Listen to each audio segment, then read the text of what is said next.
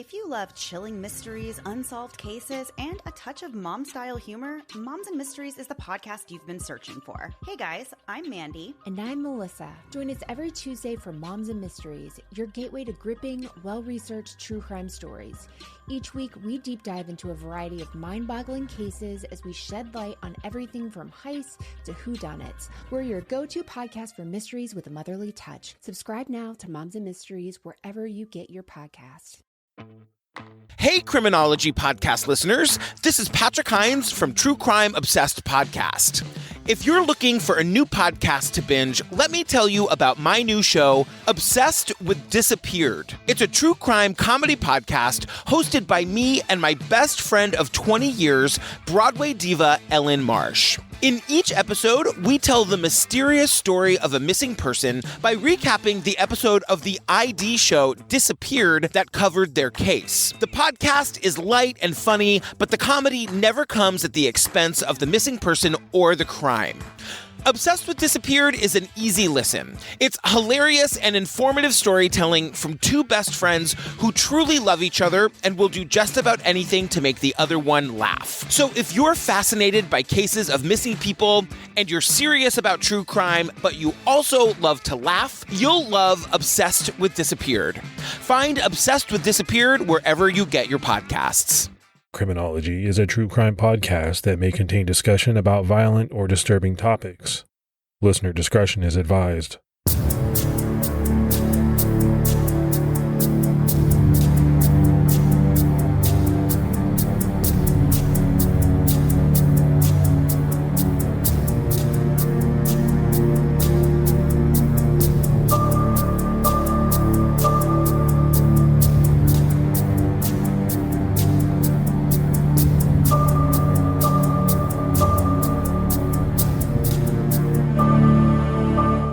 Hello, everyone, and welcome to episode 123 of the Criminology Podcast. I'm Mike Ferguson. And this is Mike Morford. Mr. Morford, how are you doing? I'm doing good. I'm staying busy, staying out of trouble. How about you? Yeah, same here. We're getting my daughter ready to go back to school, so we're packing a lot of things up. I can't believe a year has gone by since she first went to college. And you remember me talking about how tough that was. I feel like it's going to be that way again because number one, she's leaving, but number two, because of COVID, she's been at home essentially this entire year. Yeah, the time really flies by, and especially when you got kids getting older and going off and making you feel old. We're thinking about moving, so we're renovating our house a little bit, doing some painting, which I dread that, but hey, you got to do it. Keep busy. You got to do it, man. That's the thing. You got to stay busy. You got to stay safe, all of that good stuff. More if we continue to have some amazing Patreon support. So let's give some shout outs. We had Evan, Megan Atherton, Lacey Valentine, Monica Cates, Nell Murphy, Brandon Carroll, and Donna Hill. So that's a lot of great new support. We really appreciate it. Yeah, every week when you read those names off, I'm amazed by how many people support the show. That means a lot. And if there's anyone out there that's thinking about supporting Criminology on Patreon, you can do so by going to patreon.com/criminology. And don't forget about Stitcher Premium. We still get a lot of emails and messages about our older episodes, namely the Zodiac, the Golden State Killer, Ted Bundy, things like that. All of that's available on Stitcher Premium. And they have a free 30-day trial that many people take advantage of, use to get caught up. So it's out there. Take advantage of it. All right, Morph, let's jump right in. Between 1971 and 1973, Rochester, New York was shocked to its core when three little girls were brutally raped and murdered. Residents there noticed that the first name and surname of each girl started with the same initial, and the killings became known as the alphabet murders or the double initial murders. It's not known if the victims were chosen deliberately based on their initials or if it was some kind of coincidence. But I will say this. I think many people believe that's one heck of a coincidence, that a killer just happened to pick victims whose first and last name started with the same letter. Yeah, that's a really bizarre element to this case. The fact that there may be some connection, but what that connection is and how they might be able to find victims with the names like that is one of the pieces of the puzzle. Several suspects emerged, but the murders remained unsolved decades later. The killings began on one chilly afternoon in November 1971 with the murder of Carmen Colon. Carmen Colon was born in Puerto Rico in 1961 to Justiniano and Guillermina Colon. Around 1966, the family moved to Rochester, New York. Sometime later, Carmen's parents divorced, and Carmen moved in with her grandparents, Felix and Candida Colon, at 746 Brown Street in Rochester. On Tuesday, November 16, 1971, Guillermina visited the Brown Street home and sent 10-year-old Carmen to Jack's drugstore to pick up a prescription for her. The pharmacy was only 2 blocks away. Some reports say it was actually her grandmother that sent Carmen to Jack's. But either way, the little girl was excited to go to the store. Carmen was wearing a red cardigan sweater with a black collar, green pants, light blue socks, white sneakers, and a full-length red coat when she left the house. Carmen's grandfather, Felix, followed her down the street to see that she safely arrived at the pharmacy, and then he walked back home. Usually, an adult accompanied Carmen to the drugstore, but this was the first time she went alone. Carmen arrived at Jack's drugstore at approximately 4:30 p.m. and handed the pharmacist her mother's prescription bottle and Medicaid card. When the pharmacist, Jack Corbin, told her it would take a while to fill the prescription, Carmen left the pill bottle and insurance card on the counter and left the store. One witness would later state that they saw Carmen getting into a car parked near the pharmacy, but no details have ever come out about the make, model, or color of this vehicle. When Carmen didn't return home, one of her uncles searched the neighborhood for her, but he didn't find her. At 7:50 p.m., the family reported her missing to the police. 2 days later, at around 4:30 p.m. on November 18th, 2 teenage boys, 15-year-old Mark Allen of Churchville and 13-year-old James Gillen of Clifton, were riding their bicycles along Stearns Road, just south of Jenkins Road outside Churchville. That's when they found Carmen's body in a ditch, uncovered. The boys initially thought it was a broken doll. As they looked closer, they knew that they were looking at a dead girl and raced to get help. Monroe County deputies arrived at the scene shortly after. Carmen was clad only in a purple sweater, blue socks, and white tennis shoes. The coat and pants she was wearing the day she disappeared were missing. There were marks near her throat, and Carmen had numerous fingernail scratches on her entire body. Carmen's uncles, Angelo and Julio Colon, were called on to identify her body. Monroe County investigators searched the area into the night, but they didn't find any clues. During an extensive search in the days following, authorities found Carmen's coat a short distance away from where the boys found her body. Her pants and underclothes, however, were missing. Dr. John Edlin, Monroe County medical examiner, performed the autopsy on Carmen. He determined that Carmen had suffered a skull fracture and died from manual strangulation. The killer was facing Carmen when he strangled her. She had also been raped. Investigators said she was raped and killed at another location, somewhere other than where her body was ultimately found. The attack on the little girl was an extremely brutal one, and news of Carmen's murder began to spread throughout Rochester. The day after Carmen's body was found, 3 male witnesses came forward to share a frightening story. They told authorities they each had seen a young girl matching Carmen's description running half naked on Interstate 490 West, which was also called the Western Expressway. The location is about a mile or two east of the Churchville exit in the town of Riga. The sighting occurred during rush hour at approximately 5:30 p.m. on November 16th, about 1 hour after Carmen left the pharmacy. The girl was nude from the waist down and frantically waving her arms at vehicles as if signaling for help. She was carrying a pair of green pants in one hand. One of the witnesses saw a car, believed to be a dark Ford Pinto hatchback, reversing toward the little girl. Sadly and shockingly, not a single person stopped to help the little girl, and it's presumed that she was taken away by the driver of the car that was seen backing up towards her. The location where the witnesses saw this incident is only a few miles from where Carmen's body was found. Authorities believed that she was murdered soon after the sighting took place. The witnesses later said that they failed to help because they drove by at such high speeds, they just couldn't stop in time. And some others felt that another driver behind them would stop and help the little girl. But no one did. When one of the witnesses a few days later found out that a body had been found, he knew right away that it was the girl he had seen running on the highway, and he regretted his decision to keep driving. Witnesses didn't want their names revealed for fear of backlash from the community. And Morf, I think this is, just one part of the story that jumped out to both you and I.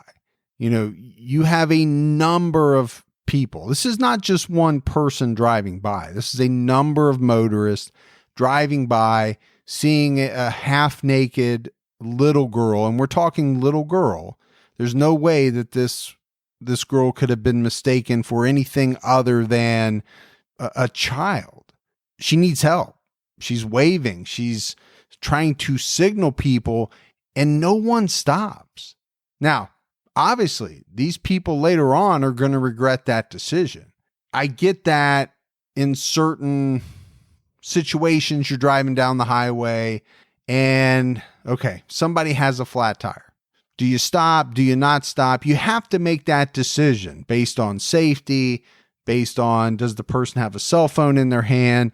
To me, that's a completely different decision than seeing a very young girl half naked, running for her life. I know you and I have talked a lot about cases in which witnesses see people, women, a lot of times, grown women sometimes, that are asking for help, running, screaming, and we're always perplexed as to why no one stops and offers to help them. And here, this is the same thing, only with a child. That's I think everyone would try and go out of their way to help a child in distress like that. And obviously, we can't go back in time and put a cell phone in one of those drivers' hands because they didn't exist back then. But I think at the very least, today, I would hope that anyone that saw someone like that would at the very least call 911 and say, I just passed this area and there was a little girl running for help. Even if they didn't stop, at least you'd have that kind of way to alert someone. Well, to me, that's the very least. I just can't imagine myself passing this little girl and saying, somebody else will help her. Or I'll call as we keep going. I mean, that's very tough for me to think that I would do that.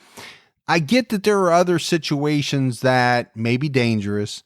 People have to take their own safety into account. I don't know, Morf. This one just really struck me as tough because there were a number of people that could have potentially saved this girl's life. Residents of Rochester and beyond were enraged after discovering that at least 100 motorists, including the 3 witnesses who had come forward, saw Carmen running and pleading for help on the highway. Not one motorist stopped to help her. Cliff Carpenter wrote in the Democrat and Chronicle, Rochester's newspaper, that, quote, it would have been fundamental involvement, personal involvement, if a motorist had stopped, even in packed and fast-moving traffic, to find out why a naked little girl was running along a roadside. But nobody did. Police hoped others would come forward with information, particularly with a description of the car seen going in reverse towards Carmen. But no one else came forward. And I think Cliff Carpenter hit it, right on the head. Exactly what you and I just talked about.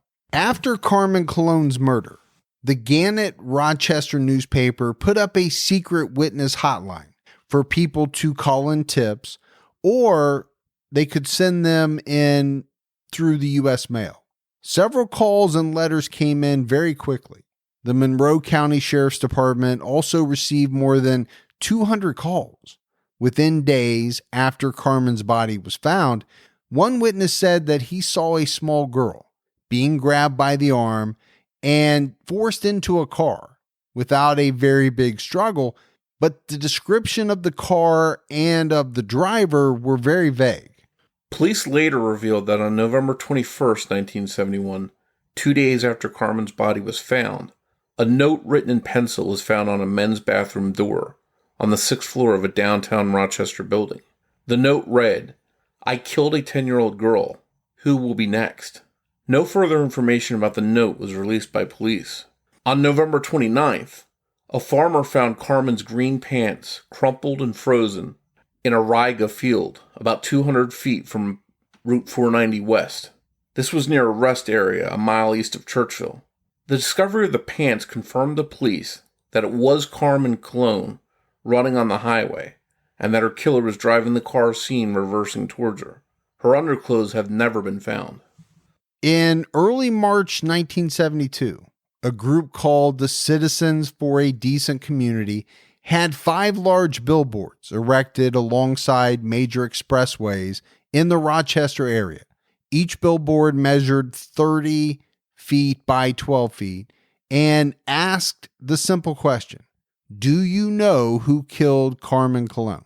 Each billboard contained an 8 feet high photo of Carmen, and it offered a $6,000 reward and gave the secret witness hotline phone number and postal address. The Rochester Outdoor Advertising Company donated the use of the billboards for a month in Carmen's case, but the billboards didn't lead to any breaks in the case. And eventually, the shock and horror of Carmen Colon's murder faded, sadly, as it does in just about every case that we talk about, Morf. I mean, eventually an unsolved case is going to go cold. You can't have that same momentum that you have in the beginning of the case. You just can't carry it on forever. It's not possible. But just 15 months after Carmen was killed, the Rochester community suffered another tragedy. That's when a young girl named Wanda Walkowicz was murdered. Wanda Walkowicz was born in Rochester on August 4th, 1961, to Richard and Joyce Walkowicz. In 1967, her father passed away at the age of 30 from a heart attack, leaving Joyce to raise Wanda and her 2 sisters, Rita and Michelle, on her own. Wanda was a happy, freckled-faced, blue-eyed redhead who was described as relatively intelligent, and she liked to take charge. She was a leader, not a follower, according to her friends. 11-year-old Wanda and her sisters lived with their mother Joyce and her common-law husband, Peyton Rainey Jr., at 132.5 Avenue D in Rochester. On Monday, April 2nd, 1973, Joyce sent Wanda to the Hillside Delicatessen at 213 Conkey Avenue. This wasn't far from her home. Wanda purchased a bag of groceries that contained dog and cat food, tuna fish, 2 quarts of milk, bread, cupcakes, soup, and a package of Pampers for her youngest sister, 2-year-old Michelle. When Wanda left the deli, she walked north towards her home. A few people in the neighborhood saw Wanda struggling to carry this bag of groceries. 3 of Wanda's classmates saw her bracing the grocery bag against a fence in order to improve her grip. As she did this, a brown car drove past her. Wanda's 10-year-old sister Rita went to the deli around 6:45 p.m. because Wanda had not returned home. Rita bought more groceries and charged them to her mother's account, but she didn't see Wanda in the store. And when she got home, Rita told her mom that there had been no sight of Wanda. Joyce became worried about her daughter and headed to the deli, arriving there at 8 p.m. Joyce saw no sign of Wanda, and that's when she nervously called police at 8:15 to report her daughter missing. Joyce became so hysterical about Wanda being missing that later that same evening, she was treated for shock at Rochester General Hospital. While Joyce was being treated, the police were looking for her daughter. They went to the deli to ask questions about Wanda, and they searched the railroad tracks, Conkey Avenue, avenues A, B, C, and D, Harris Street, and small alleys that ran between houses. They found no sign of Wanda or the bag of groceries she had been seen carrying. The following day at 10:15 a.m., Wanda's body was found near the Webster side of Irondequoit Bridge, close to a rest area access road off Route 104. It appeared the killer had tossed her body out of the car as he drove by. Wanda's clothes were intact. There were marks on her neck and body that indicated she had struggled with her attacker. An autopsy later revealed she had been raped and strangled to death from behind with a ligature, most likely a belt. The killer had redressed Wanda before he dumped her body. After finding out her daughter had been brutally murdered, Joyce Walkowicz was treated again at the hospital for shock. Investigators found out that a few days before her murder, a man followed Wanda and her friend on foot while the pair was out walking near railroad tracks that ran parallel with Conkey Avenue. When the girls told their parents, the incident was reported to the police. Unfortunately, the girls didn't get a good look at the man because he hid behind a bush when they spotted him. The police didn't know if the man was connected to Wanda's murder, but they could not rule out his possible involvement. If you love chilling mysteries, unsolved cases, and a touch of mom-style humor, Moms and Mysteries is the podcast you've been searching for. Hey guys, I'm Mandy. And I'm Melissa. Join us every Tuesday for Moms and Mysteries, your gateway to gripping, well-researched true crime stories. Each week, we deep dive into a variety of mind-boggling cases as we shed light on everything from heists to whodunits. We're your go-to podcast for mysteries with a motherly touch. Subscribe now to Moms and Mysteries wherever you get your podcasts. Detectives noticed similarities between Wanda's murder and Carmen Colon's, but doubted there was a connection. Like in Carmen's case, a secret witness hotline was set up for tips, and soon they began rolling in. The first 3 days after her murder, investigators received about 300 telephone tips. A few of them seemed promising. One witness told detectives that he had seen a child standing alongside the door of a large brown vehicle, talking with the driver. The witness couldn't see the man's face, but the sighting took place near Wanda's home, and shortly after she left the deli. Another witness who contacted the hotline told authorities she had observed the man forcing a red-haired girl matching Wanda's description into a light-colored Dodge Dart on Conkey Avenue between 5:30 and 6 p.m. This was on April 2nd, the evening of Wanda's disappearance.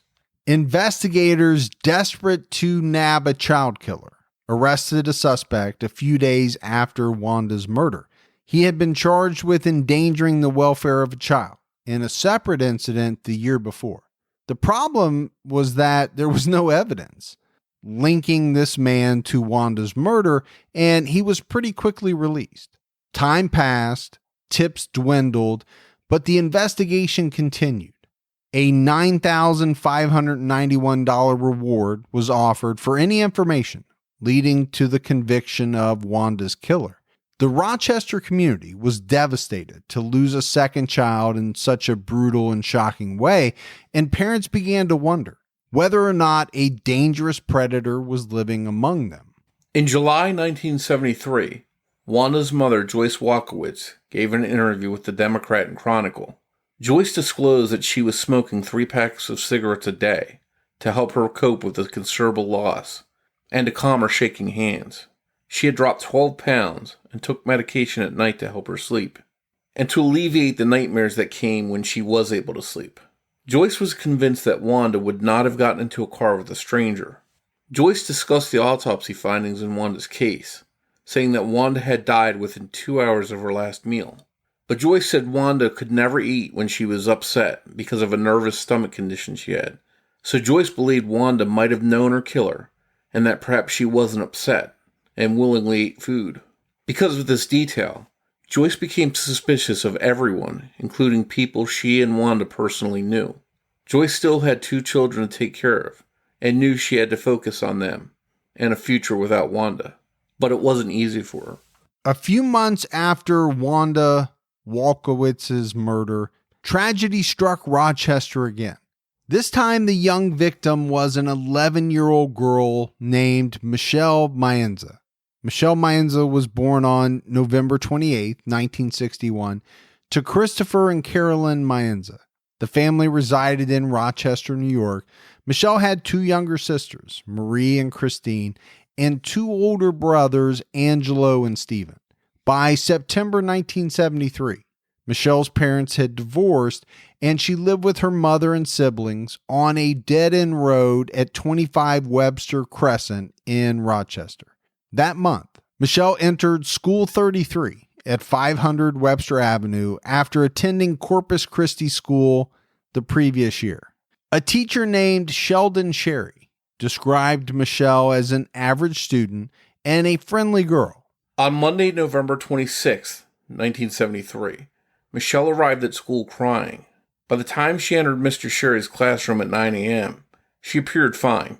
She told her teacher she didn't want to go to school that day because some of her classmates had been bullying her and calling her names. But after a few minutes, Michelle seemed better. When the school day ended at 3 p.m., there was no one waiting to pick Michelle up. Usually, her mother would meet Michelle and her sister, 8-year-old Marie, to take them home. Carmen Maenza was at the school that day, but she was there to pick up a neighbor's child she had been babysitting. When Marie saw her mom in school picking up this child, she decided to leave with them. Michelle walked home, a distance of roughly half a mile. Along the way, she planned to stop at a nearby shopping center on North Goodman Street to retrieve a purse her mom had left there earlier that day. When Michelle failed to return home from school, Carolyn reported her missing to the police. More than 40 city police officers joined in the search for Michelle. They put out Michelle's description as white, 5'1", 120 pounds, with collar-length dark brown hair and hazel eyes. Michelle's uncle came forward to say that he had seen her near the shopping center on North Goodman Street and offered her a ride home, but she declined. Her classmates also reported that they saw Michelle walking alone near Webster Avenue and Ackerman Street between 3:20 and 3:30 p.m. This was just a few blocks from her home. Michelle was last seen wearing a 3/4 length purple hooded coat with silver trim, purple slacks with a zigzag pattern, and knee-high black boots. Through the investigation, detectives found a witness who saw Michelle sitting in the front seat of a car on Webster Avenue and Ackerman Street at 3:30 p.m. This would have been just minutes after her classmates spotted her. The car was traveling at a high rate of speed, and Michelle appeared to be crying. About an hour later at 4:30 p.m., a woman was sitting in her car at a burger restaurant called Carol's, listening to the end of a song on the radio. The witness saw Michelle sitting in the car next to her. A few minutes later, a man with dirty hands returned to the car with a bag of food and a drink. The woman didn't see any signs of trouble and didn't pay too much attention to the man and the young girl parked next to her. She also didn't pay special attention to the car that they were in. At 5:30 p.m., a man was driving on Route 350 in Walworth when he saw a man on the side of the road standing next to a large beige or tan vehicle with its trunk open. He thought the man had a flat tire, so he pulled up next to the car to offer assistance. The man next to the car was holding on to the wrist of a little girl who looked like Michelle Maenza. The witness rolled down his window to offer help, but the man gave a menacing look and gesture and pushed the girl behind him and in front of the car's license plates. The man's behavior scared the witness, so he drove off. Investigators believe that this witness saw Michelle and her abductor. On November 28th, 2 days after Michelle was last seen, Eugene Vanderwall, fire chief of the Walworth Volunteer Fire Department, found Michelle's body. At 10:30 a.m., Michelle was lying face down in a ditch along Eddy Road, about 70 yards east of Mill Road and about 0.3 of a mile west of Walworth Palmyra Road in Macedon. The location is about 18 miles from Michelle's home and less than a mile from the sighting on Route 350. Michelle was fully clothed. Investigators found her coat less than a mile from where her body was found. Michelle's body had marks on her arm, face, and neck.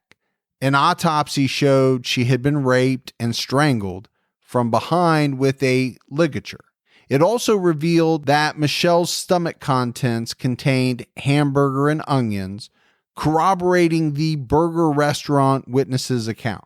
Dr. Edlin could not pinpoint the time of death, but said changes in the body indicated death could have occurred on the day Michelle disappeared.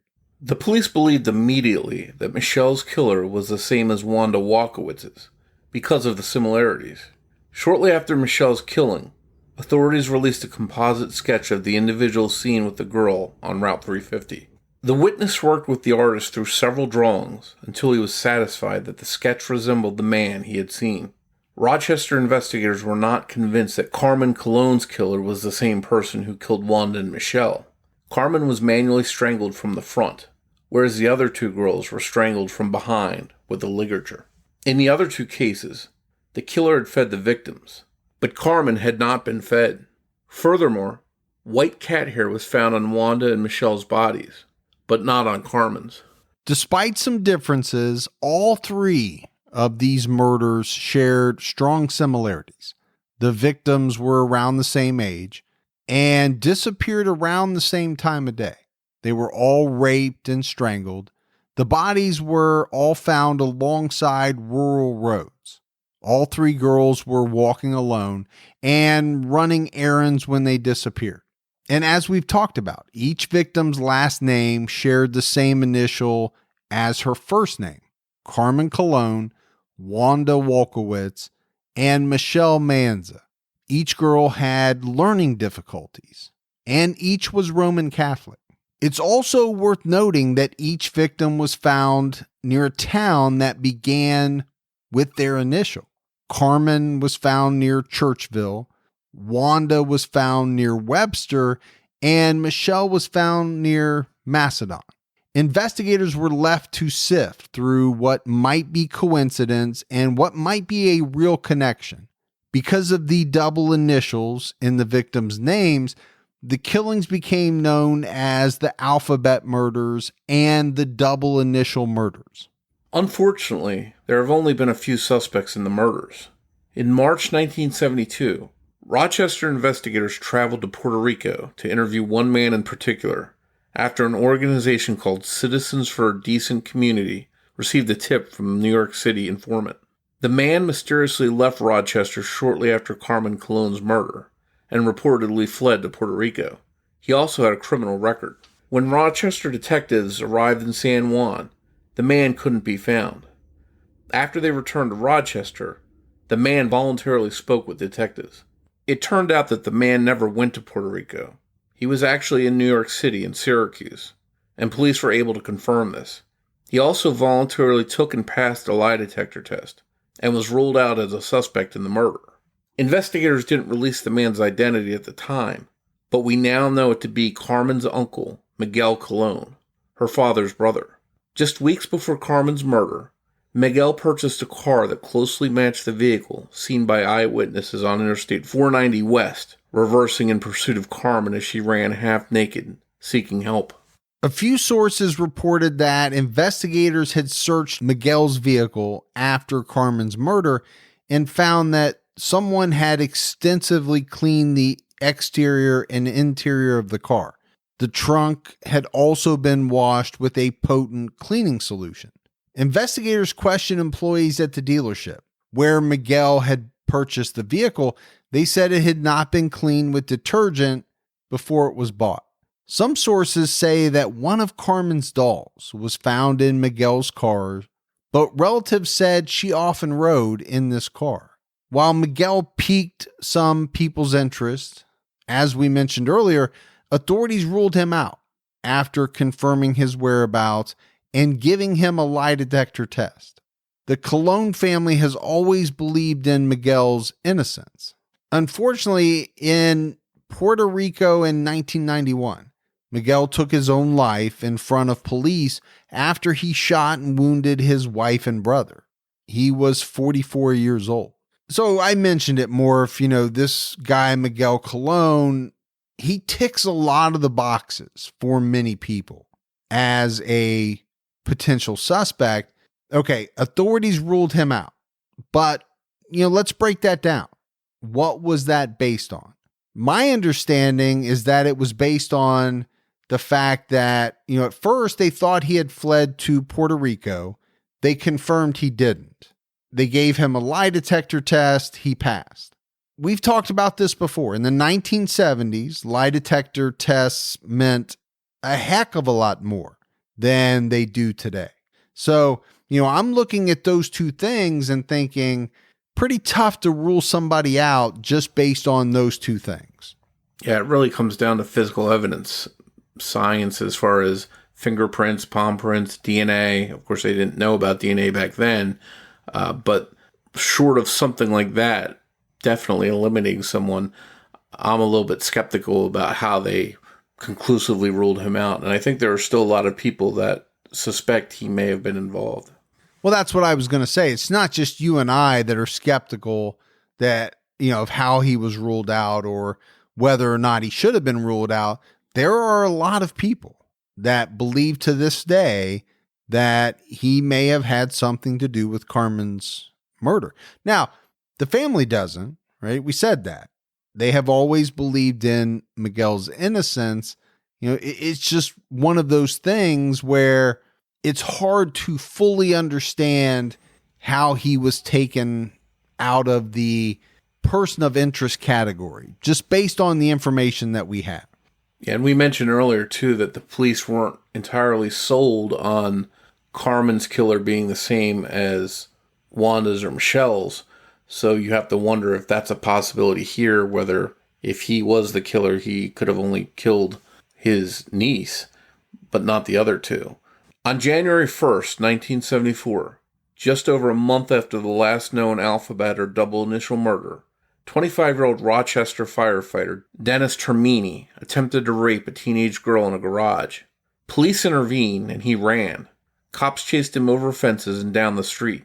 When they closed in on him, Termini pulled out a .45 semi-automatic pistol, put it to his head, and shot himself. Investigators learned he had raped another teenager in a garage. Both victims were older than Carmen, Wanda, and Michelle. However, Termini's car matched the description of vehicles seen in the younger girl's abductions. In 2007, officials exhumed Termini's body and extracted samples for DNA testing, but they didn't match the evidence found in the double initial murders. Another suspect is Hillside Strangler Kenneth Bianchi. He's been a suspect since 1980. Bianchi has denied involvement in these murders, and he's tried to clear his name a number of times in the double initial murders.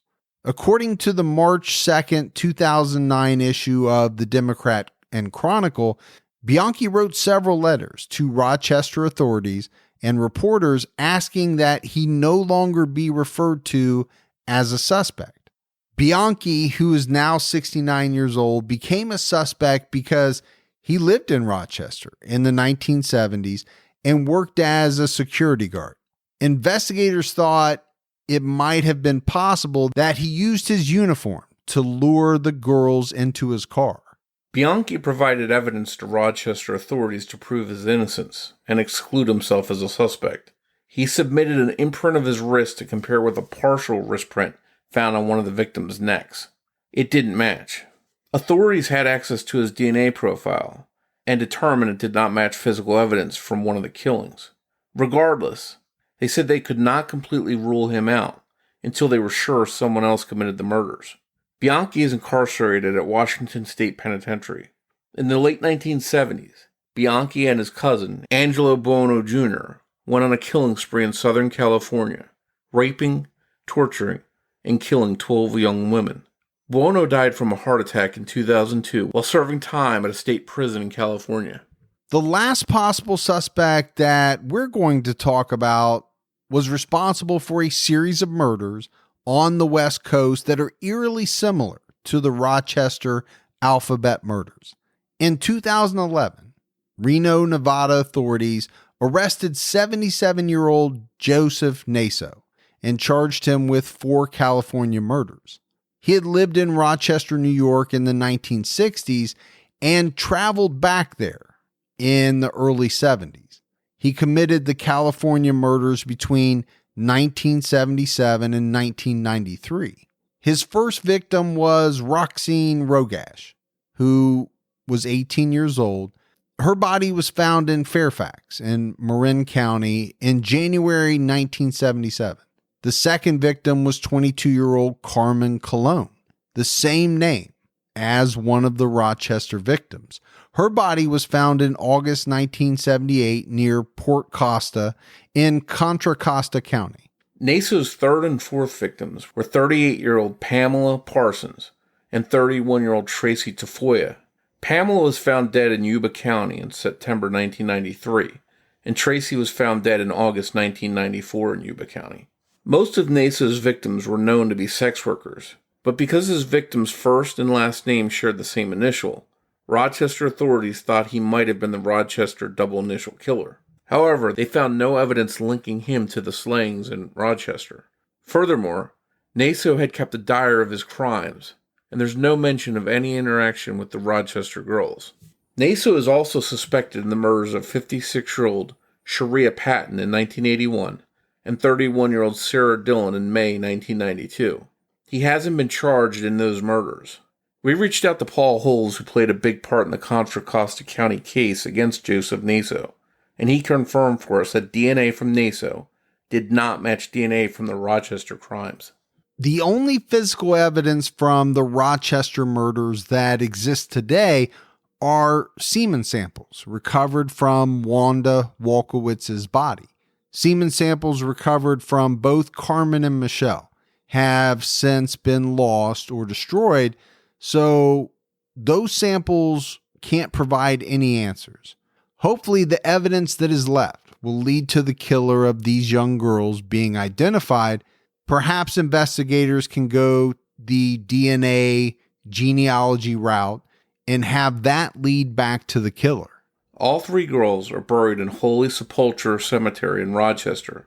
Hundreds of mourners attended their funerals. In December 1995, Carmen Colon's mother gave her first interview with the Democrat and Chronicle.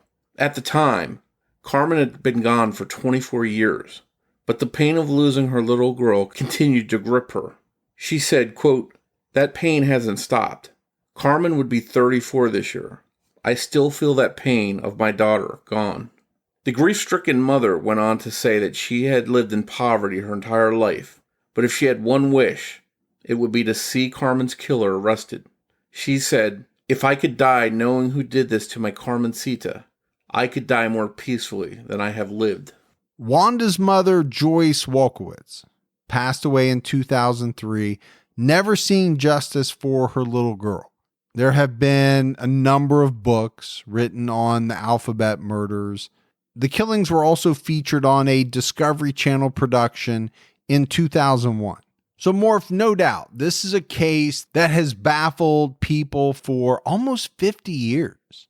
And we talked about DNA. We kind of saved it towards the end of the episode, but there was evidence collected from each of the girls. Evidence that could have led to the development of a DNA profile. My understanding, Morf, is that they really only have the semen that was collected from Wanda's body. So obviously they would have already developed a DNA profile from that.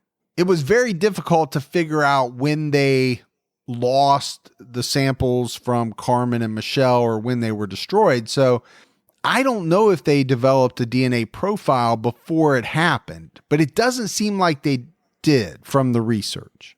One scary takeaway I have from this entire case is just how hell-bent this killer or killers was to attack these little girls, because in one case you have hundreds of motorists passing by as this little girl is running half naked down the street, and here's this car backing up to her. He's so intent on taking her that he doesn't care that all these people are seeing this.